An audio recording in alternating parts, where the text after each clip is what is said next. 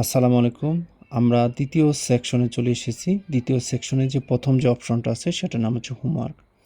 স্টুডেন্টদেরকে যদি হোমওয়ার্ক দিতে চান, অফলাইন হোক, অনলাইন হোক, যে কোনো ব্যাচের জন্য, তাহলে অপশনটাতে আমি ক্লিক করলাম। ক্লিক করার পরে এখানে অলরেডি আমি একটা হোমওয়ার্ক তৈরি করে রেখেছি।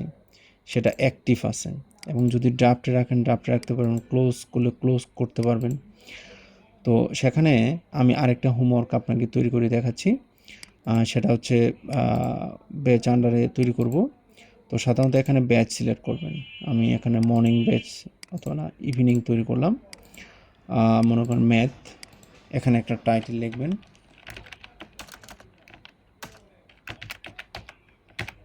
ম্যাথ।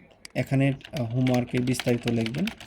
লেখার পর হোমওয়ার্কটা কত তারিখ পর্যন্ত স্টে করবে সেটা দেখাবেন।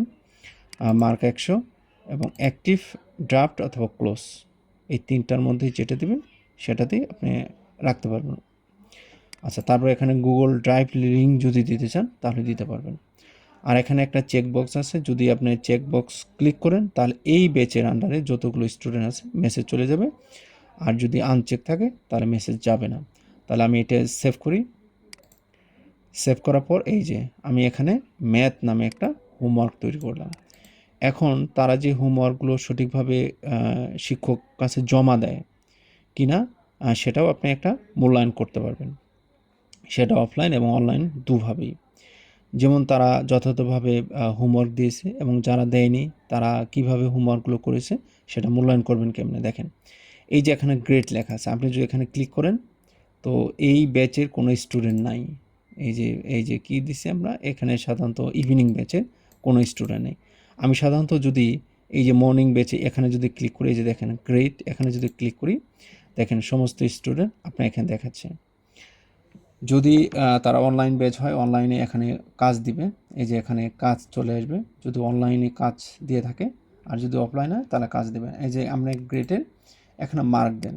সাধারণত সে কাজটা যে করছে 100 মার্কে, মনে করেন আজকে 80 মার্ক পেয়েছে সে। যদি কোনো কিছু লিখতে চান লিখতে পারেন, সেফ।